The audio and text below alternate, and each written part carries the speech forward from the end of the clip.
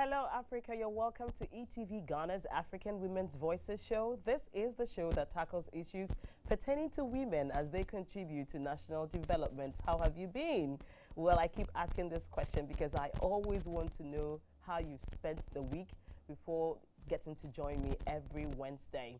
If you're just watching us for the very first time, this show is brought to you live from ETV Ghana studios and also on Facebook at e.tv Ghana. Okay, so we do not want you to have any break in transmission. If for some reason you need to leave your TV set, just move on to your phone or to your laptop or any gadget that could give you the access to Facebook so that you continue watching us. All right, so as usual on this show, I always like to acknowledge all those sponsors that are making it possible for us to have this show. First on the list is Chana Shito. Chana Shito is Ghana's #1 pepper sauce. And if you've not tried it, I need you to try it out. If you want it mild, there's a variant for you. If you want it very hot and spicy as well, there is a variant for you. And when it comes to the packaging, I love it so much. You know, Christmas is coming around and you're going to be entertaining a lot of guests and visitors in your home. You need to present them with something that is going to be tasty and will make them never forget their visit to your home. This is so presentable as a gift and also very delicious to taste as well. The phone number is right now at the base of your screen, and I'd like you to pick up that number, give them a call, and see how you could even start your side hustle with having to sell Chana Shito. All right? Good. So Lizzie's Tomato Mix also is Ghana's #1 tomato mix. Whatever it is you want to cook and you need to use tomato mix, I would implore you to use Lizzie's Tomato Mix. For that jollof rice, for that stew, for that light soup, for that abenkwan or nkatankwan, for that okra stew, whatever it is that you want to prepare that you need tomato for. I don't want to talk too much about it, but the testimonies around it are amazing, really amazing. So if you want to give your family a treat from tomorrow, I think you should go out there, find your vendor in the market and ask for Lizzie's Tomato Mix. The phone number is also at the base of your screen. And my outfit is proudly put together by Afariwa Styles. Afariwa ensures that I look really good for every one of you who watch me, and they are into contemporary ladies and gents outfit. You can locate them on Facebook and Instagram, or you give them a call, or physically you find them. If you want to see them physically, they are located at Osu and along the Teshinungwa Road at the container bus stop on the Rasta Road. If you just get there, you see Afariwa Styles edifice. The studio is really beautiful with a lot of beautiful things for you to wear. If you walk in, they're already made. So you step in, try something out. If it works, you're on the move. However, if you want to go there with your fabric as well, it can also be done for you, all right? What I like about them is the fact that it's not about come today, come tomorrow. If you just want to have something done right now for you, you will find it in Afariwa Styles. Yeah, so kiss goodbye to all those your dressmakers who keep lying to you, who keep disappointing you, who keep not answering your calls because they know they've not sewn your dresses for you. And oh, my hair, it was put together by Awo's Hair. Awo, thank you so much. I'm loving my braids and I'm feeling really regal and good in it. Okay, so I'm going to be linking you up right now to the 60 seconds update segment where we tell you what's happening with women here in Ghana, across Africa, and across the world. When we return, I will be introducing my guests and our WCW personality for this week. Do stay tuned. The National Health Insurance Authority Deputy Chief Executive, Administration and Human Resources, Mrs. Viol3nce says out-of-pocket payment for services covered by the National Health Insurance Scheme is a clear violation of the rights of the scheme's active members. In a live television discussed on an Accra-based television, Mrs. Viol3nce hinted that the NHIA board had established a committee to tackle co-payments head-on. She was there to throw more light on the 2021 NHIS Week celebration, inclusion of the 4 childhood cancers and family planning into the NHIS benefits package, NHIS and Ghana Cards merger, mobile renewal, claim payments, and other relevant issues. Achieving your dreams may come with challenges. Many women have experienced brokenness due to this. At the Lord's Garden Ministries, Broken But Healed Women's Convention with Apostle Lane Kofi and a host of other anointed women of God, you can be sure to rekindle your hope. Convention time, 24 to 28th November, 6 p.m. each evening and 9 a.m. each morning from Thursday 25th. Theme, The Unstoppable Woman. Venue, the Lord's Garden Ministries, Liberty Center behind Trade Fair. Be empowered, be unstoppable. Veteran actress Joke Silva has publicly spoken about the state of her husband, Olu Jacob's health. Recall that there were rumors that the veteran actor was ill after pictures of him went viral on social media. The actress, in an interview, said her husband has dementia with Lewy bodies. According to her, this has been going on for a couple of years. My husband is dealing with issues and it has been going on for a couple of years. It is known as dementia with Lewy body, she said. She expressed that it's been hard on her husband because he doesn't understand what is going on and also on family members as well.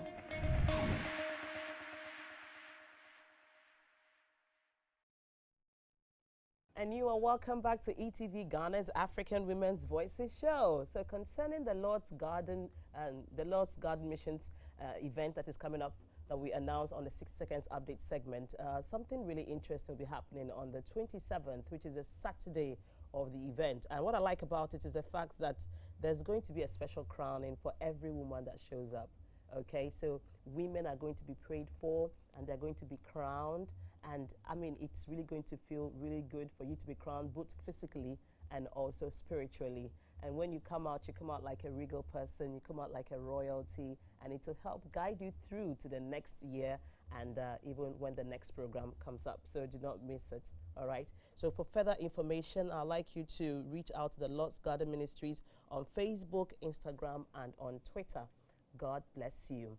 So WCW is something we always like to celebrate because it's always good for you to champion yourself. When people are not really saying, okay, there you are, you need to say, here I am. And I really trust and have confidence in myself.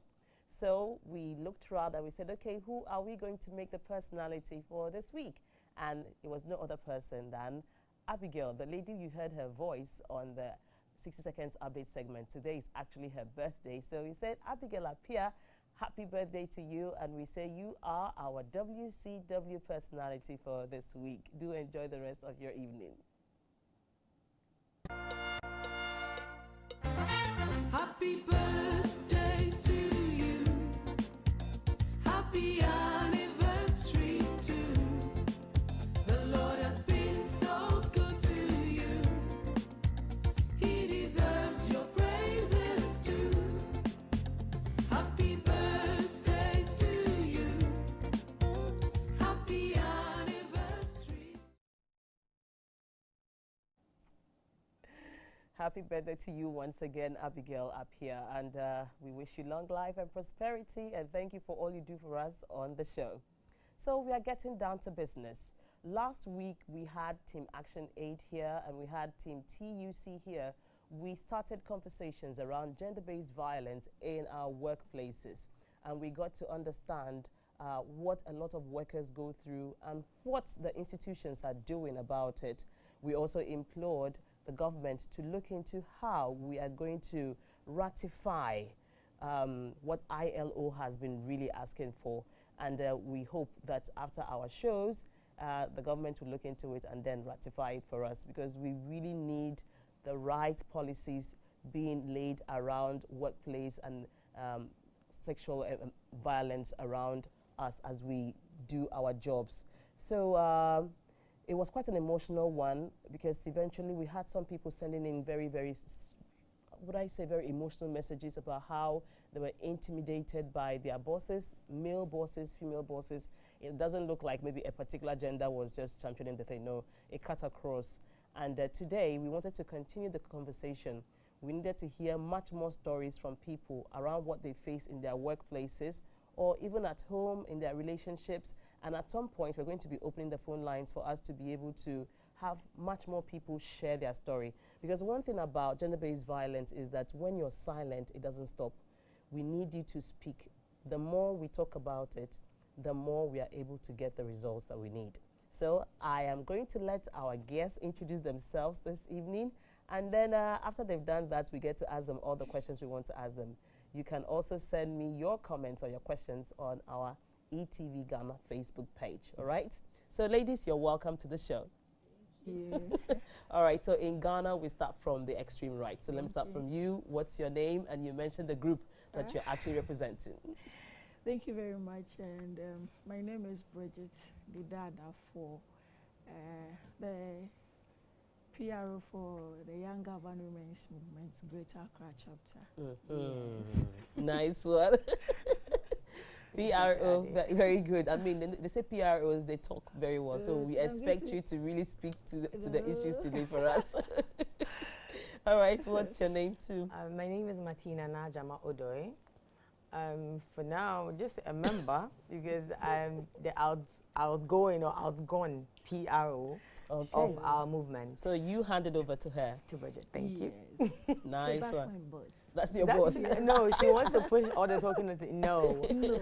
So the Young Urban Women's Movement is like a project that came out of an Action Aid series of projects back in almost 2013. Yeah. Okay. So after the project, we decided that we didn't want what we have learned or the networking we had done go to waste.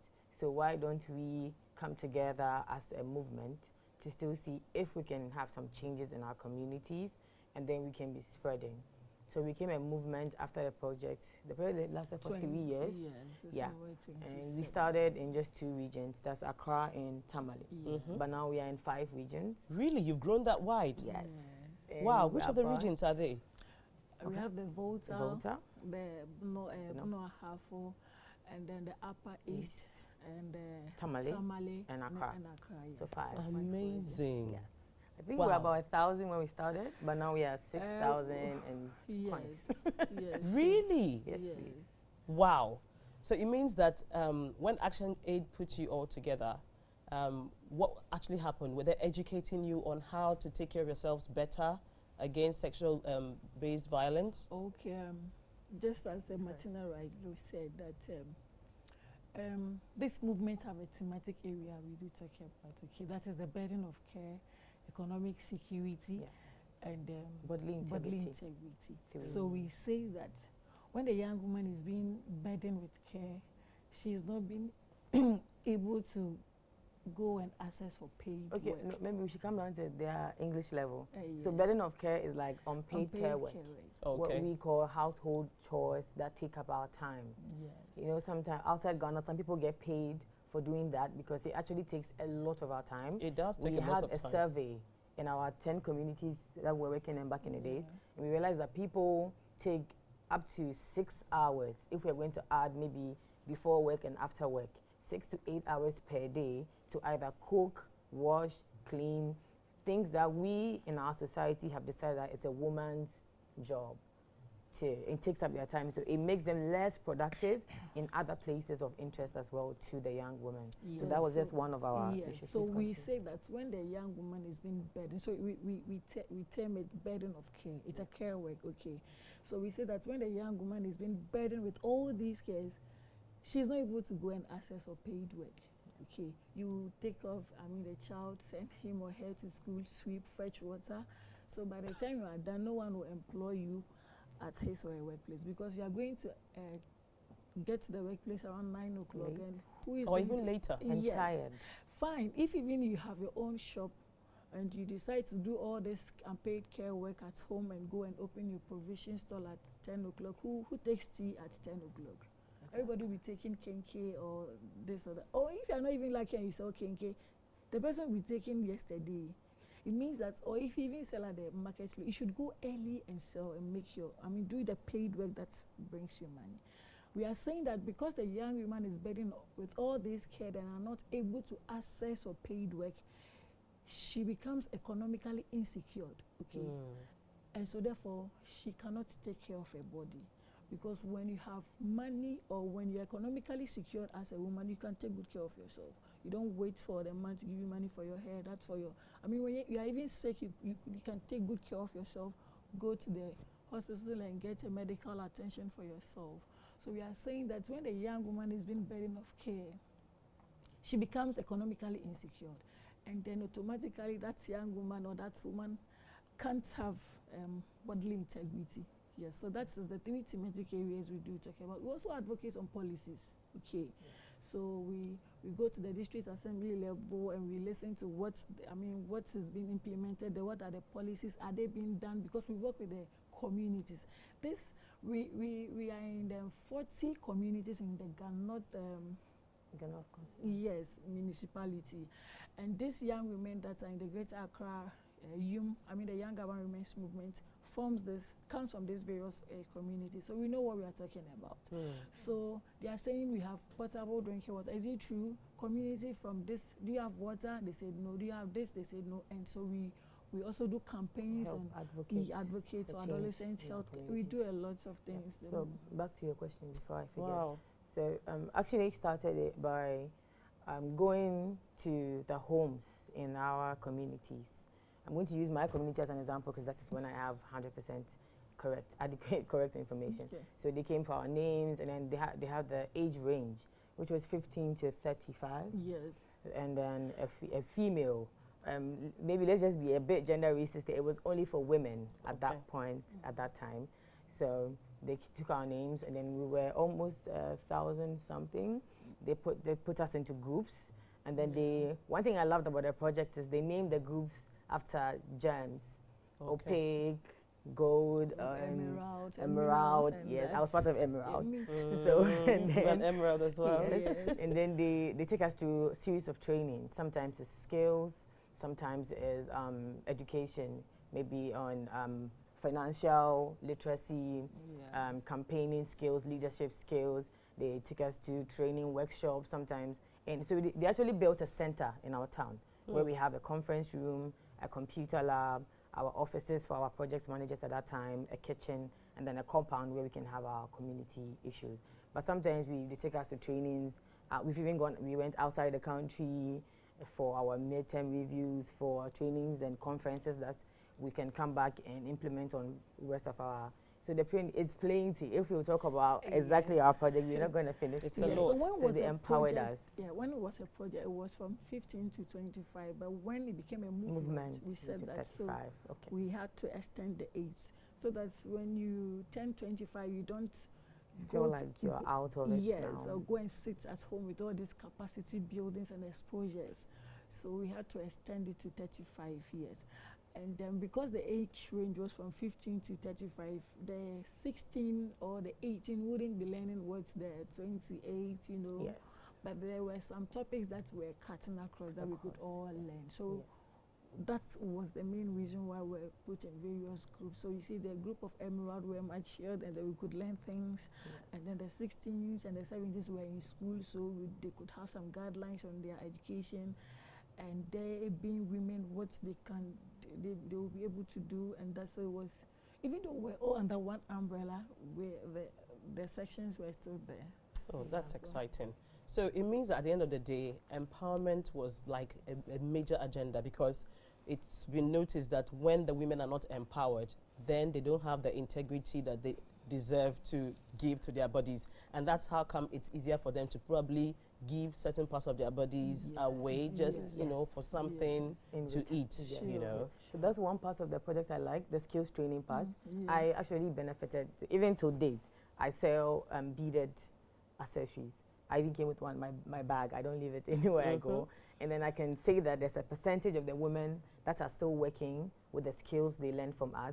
We did bead making, powder making, liquid soap making, real hard soap making, tailoring. Yes, I think these are the 5 areas we really focused on, and the girls really signed up without paying for anything. They pay, Action Aid pays for all the accessories you need to learn the trade, and after you're given a little capital to start up. And then you can, so if you really want to stay on track as a woman, I think it is enough for you to start somewhere and then go forward than, like you said, try to give your body away or try to have low self-esteem so somebody can do anything he or she wants for you, and then you don't complain because you feel like this is what I deserve for being born into poverty or being born without opportunities. Yes. Okay. And then with what Martina has just said, this is the skills training that Action Aid themselves give to us as young women. But they exposed us. So Yeah. there were other NGOs that Opportunities. of course. yes comes to they say they want women group that does this, they want women group that, so we have allies, we have people that comes to partner us. Yeah. And we had this NGO called CGD was it EADA? was the Okay. they came and they said they want Yeah, females yeah. that would show In the interest male in the dominant male-dominated areas area. like masonry, tiling. So that kind of work. when they came with that phase, that we had one lady from our movement, Doris. Doris, Yes, who right now went she's into- excelling everywhere. Yes, she's yeah, a Tyler. she's a Tyler now. And then they came again, and now they are called Yota Ghana. Yeah. So they also brought this activity again. We have more of the young women Showing who interest. who are painters, aluminium fabricators. Myself, I'm a Tyler. Yeah. Okay. And POP, I can't mention them, but when you come to the movement, we have Our success story is amazing. so many that we can't count. All right. So thanks to Thank Action you. Aid. All right, so I look forward to the story side of the conversation, which we're going to be doing very soon. However, now that we have an understanding of what the movement is about and what Action Aid and other allied NGOs have done to be able to build capacity for the women who are your members, I'd like us to go to the basics. For somebody who is watching right now and who doesn't really know what the figures are saying around gender-based violence, we have a footage for you to watch, okay? So I'd like to link you to this footage about the infographics of what it is right now globally so that we have a better understanding of what the conversation is. So let's watch this.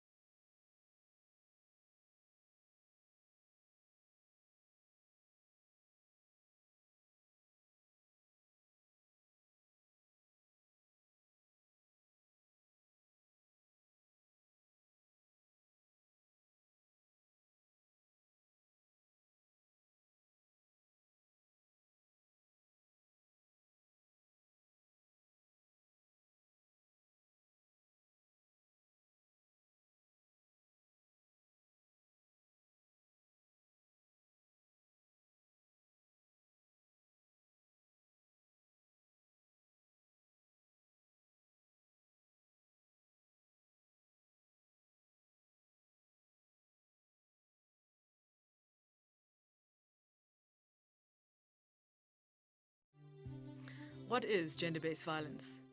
Gender-based violence, or GBV, is one of the most common and widespread human rights violations. GBV is violence directed against someone on the basis of their gender or sex, which results in physical, sexual, or psychological harm. These acts violate an individual's human rights. GBV is most commonly perpetrated by men against women, girls, and other vulnerable people. However, men can also be victims of gender violence. Who are the perpetrators? Non-partner violence is violence inflicted by someone you do not know well, like strangers, acquaintances, or colleagues.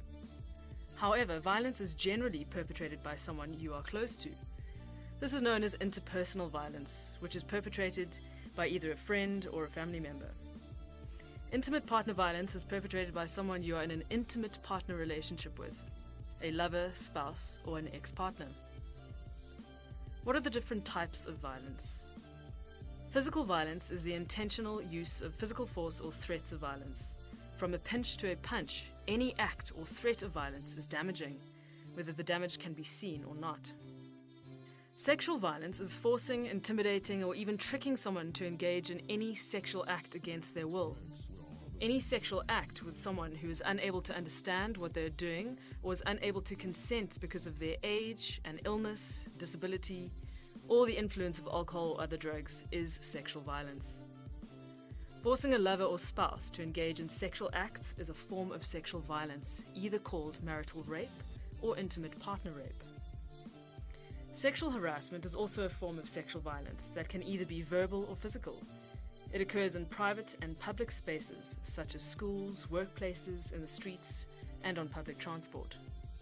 Economic violence involves denying a person access to their money, economic activity, or other basic needs by either controlling their finances or stopping them from achieving financial independence. All these forms of violence may lead to emotional and physical trauma. Emotional violence can also include verbal abuse, humiliation, and controlling what a person can and cannot do. Emotional and economic violence are as equally damaging and disempowering as sexual and physical violence.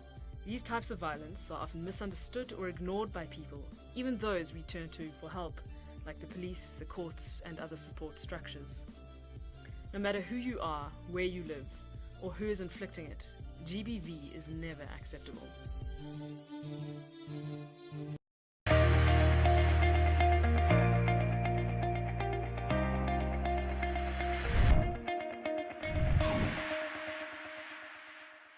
You're welcome back to ETV Ghana's African Women's Voices show. It's the show that tackles issues pertaining to women as they contribute to national development. Now we get to hear the stories of our guests who are in the studio, and I know this is the time you need to pull closer to your TV set or to your phone. Okay, so I start with you. Tell us, what is your story? Okay, thank you. My story. Okay. It all started when I completed SHS. Okay. At that time, I wasn't much exposed.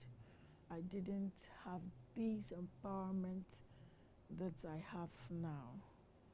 So, I think when I completed, I worked with, I was a pump attendant at various filling stations, so I don't want to mention the particular place, but I had this boss that I didn't know he was the owner of the station. Okay. And one time we were told that by our supervisor that we'll be having a visitor. So he came in and was like, are these the ladies we work with? And we were introduced to him. So I realized that I thought he was just liking me because of my hard work. So he could ask me to come to his office, and there, as I said, I wasn't much exposed. I didn't know that what he was doing was actually a form of a harassment issue. I didn't like it because I was, I think I should have explained who I was. When I was in secondary, I was a chaplain. So I was this kind of Spiritually upright girl. yes. So I didn't like it because of where I was coming from, but it wasn't because that I was empowered. So I was trying to avoid him. So what he did was that I was a little bit heavy, so he would like soon you have. He makes those kind of comments. Yes. And then he would most of the time come and stand just at the gate when he sees I'm coming to pass, so that it's either his body will rub against yours or your chest. And he even sometimes makes an attempt of touching this kind of, and I would just be looking at him with that eye. But unfortunately, there was hardship at home. Yeah. So you needed the job. Yes. So I was thinking, do I quit this job and go home? There were so many questions that was coming in mind, and he was exploiting me economically because I refused to, respond to all those actions and the free lunches and that, and so it was very tough. everyone will be paid and I will be the only person left out. Yet and to get your pay. Yes, and there wouldn't be any good explanation from our supervisor. So I had to quit and be in the house, and it was a hell. And from that time, I didn't know what to do. I mean, how to survive, and that I don't know if it's quite a little. It's been so when I'm talking about I don't want to say I feel okay when I'm talking about, but as if the emotional pains are a little bit down. But first, when I look at what I went facing at home, should I go back and beg him that I want a job?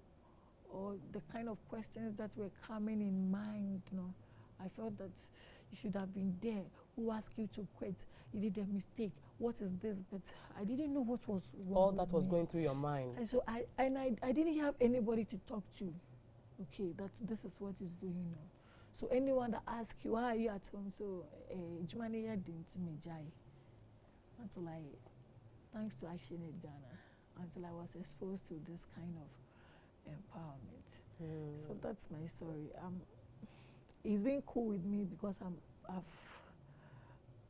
I will still be saying it because people do say that I'm a chanajo, but still it was still an issue. But I would have been in tears if it were to be years back. But as I said, thanks to Action Aid Ghana, and thanks for the empowerment as well. Wow, wow. So I'm going to get back to you with some questions, but let me just hear her story as well so that we can work out the questions at the same time because time is fast spent. So what is your story? Is it a workplace kind of harassment or is it a relationship type? So initially I said both. So the work was first, and the second one I won't say relationship because we were not dating yet. We were still in the stages of what my friends and I like to call knowing me, knowing you. You, okay. So the first one, my boss, where I was working before, it was a bank actually. So you have to get there early, and so sometimes I go very early because I live far. We live out in Sawam, and I have to come all the way to Circle. So I come very early. Sometimes I actually come and even dress there. Maybe I wear slip-ons and I come and wear my heels at the workplace. And sometimes he comes early too. So if I say I saw any signs of anything from my boss towards me sexually, I would never have noticed because he was like that with almost all of us at the branch. Okay. So it started, usually there are some things that you do and you can get off without getting a query. We've all done it before. And it started sometime when I do the same things, maybe a year or two back, he started giving me a query for no reason. So I didn't understand. And I realized he too realized that maybe I might not be getting the thing because he started coming forth physically. How our branch was, the washroom was at the back. So it's the same for both women and men. It's two. For maybe one here for a woman, one here for, but we have the same sink and a mirror. So when you come out of the woman's side, you still see a man if he is coming out. So the first incident, I was coming out from the shower and the washroom, and he was entering, and he actually smacked me on my back. Wow. And I was surprised, so I turned, but he just smiled and walked away. And at that time, unlike Bridget, I already had the empowerment. It was around when Action Aid was in our communities. So I was not comfortable with it. So I blatantly told him that I was not comfortable with it. We are cool, but no, not that. And he just brushed it off. And started making silly comments like, I wonder how your back will look and just the style, like that. And when people are around, he keeps it on the low. So I'm like, if it's something you're joking about, you should be able to say it in front of all of everyone. us. But when it's just the two of us in the kitchen or in the shower, in the washroom, then you start doing all sorts of things. So I started avoiding him. So if it's lunch and he's there, you're supposed to eat two at a time. And if he's the one there and I'm even free, I would not go and eat. So my friend started realizing it, and then the first girl, when I told her, she started blaming me in the sense that I might be doing something wrong. And the second girl was like, I should ask him point like business or pewana. So, and I started feeling like these girls are also, they have less information. Like, if consent is everything, if you like someone, I think you can just straight up say it and like it. So I didn't really, I was not worried from the beginning because it was not affecting me yet until he did that last thing that was a breaker for me. So I was in a hurry, so when I came out from the washroom, I didn't lock up inside, so I was locking up in front of the mirror, and he grabs me from behind. I think I was wearing that office jumpsuit thing, so I brought down the top, so my top was there, and he just grabs both of my boobs from behind. Wow, this and I was not expecting that, so I was overwhelmed, and I just shoved him back, and I asked him, what is he doing? Like, there are people in the bank. It's not like this place is isolated. Like, why? Oh yeah, kwala. That's what he said. And I'm like, Minya kwala, but I told you I don't want this. I don't. And I just stormed out and went straight to our OTL's office at that time with how I was looking, and I told her that this is happening. I didn't really see how escalated it was. That is why I have not said it before, so I'm saying it. And she wanted us to keep it on the low, like they will talk about it in the bank. She, a woman who was supposed to connect with me, who was supposed to feel what I was feeling, I was very disappointed. So I told our project officer at that time, Miss Naya Likujo, about it for ActionAid. And she said, then we should build a case around it if I know it is a sexual harassment thing. And I said, I knew. So we started to build a case around it. I was asked to go to my company's HR, and I went, and the HR head at that time was a lady as well. And she didn't even show extra concern as to what was going on. Some people didn't even believe me. Some also just felt like it was something normal. Maybe you should be able to do, I mean, a married man likes you, you're a young woman, maybe he wants to help you with some extra money. I don't know what was going on. So they were trivializing it. It was a serious case, but they were trivializing it. And she asked me, what even killed me to my novel is they asked me to get evidence. They wanted evidence that shows that this is what he was doing. And how are you supposed to get that? Means I should go back and allow this man to touch you again. Yes. So I get that evidence. And that was, I actually had to do it because that's the only way we were able to get the evidence that I needed or the company needed to make it like an issue. And up to now, I can never ever get over talking about this thing. And oh my God, getting the evidence was so bad. This man has touched me in every place that I actually cannot even forget about that incident. I got evidence of voice, phone, text, and everything, and then we took it back to the HR before they made it a case. And I don't know what they did. After a week or two, I didn't see him at the branch anymore, and things came back to normal for me, but my workers started treating me like I was not a part of them anymore. Like, okay, so you are the Holy Mama Jesus, so if something wrong is going to go, you are going to take it to HR, if this is that. And then they started stigmatizing against me. And I really started speaking up. Yes. So I was wondering that, is he doing the same to any of you that you kept quiet? So I am the one who is bad? I don't know. And after a month, I don't know where we were going, I saw this man again at a different branch of the same bank when they told... Meaning he was not sacked, he was just moved around. Yes, they told ActionAid and I read that they had sacked him. But I saw this man at the other branch, and he saw me actually because I went into the branch. He saw me and I saw him.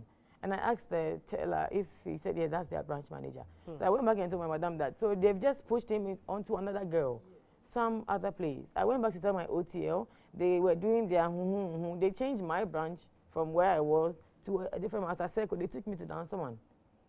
So it was like, it's not about the issue, or they know that there's an issue, but I don't know why they want to cover it. They want to make it trivial. I don't know what is around sexual harassment for women. If it was a man, they would say we are always about women, women, women. But it's true, it's the women that are facing it, and when we talk about it, we are the weak ones. But no, we are no longer weak, because it took me a long time to be able to open up about this, and I don't think I ever want to keep quiet about it again, because I think that is what keeps us going and makes us strong, that another woman won't be a victim to whatever we went through. Wow. Well, sincerely sorry for what you all have gone through. And it's possible that you're watching us right now and you're going through something similar.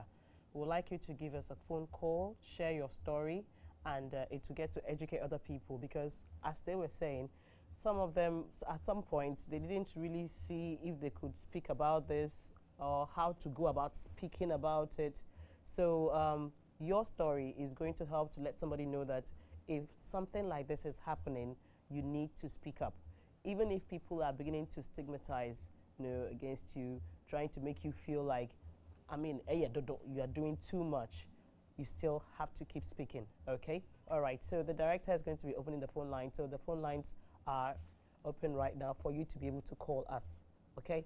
So, I just want to jump on the part where somebody was saying to you that you probably are the reason why it's happening, you did something. So, it's just not fair for people to be accusing the victim. You've done something. How?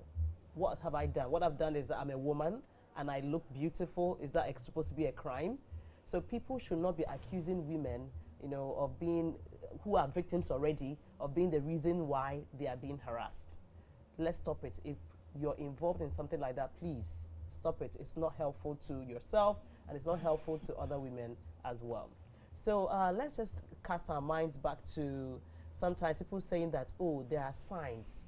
You could see the sign that this person is going to be abusive. You could see the sign that this person is going to harass you. Don't pretend like you never knew that he could do this. The signs are always there. People who say these things, are they justified to say stuff like that? No. Are there signs of a sexually abusive partner? How would you know? It's not like a direction to Accra or a direction to someone, you're passing here, People can really fake who they really are. You can start off very nice with maybe gifting, with knowing who they are. And people can hide what they don't want you to find till it is time. So I would not say that is justified when someone says that there were signs. It's not like red flags in a relationship, but it's your boss, it's a family member, it's sometimes your brother, your father. You might not even see that coming. And those are the ones that actually hurt the most. Yes, and so surprising that it is those that you do trust most of the times that do exhibit those kind of colors. How would you know that the owner of this particular job likes somebody like, wants somebody like you? In my case, we had this, our uniform was a little bit like the male's own, and I never went to the tailor for any alteration. It was just as it was given to me.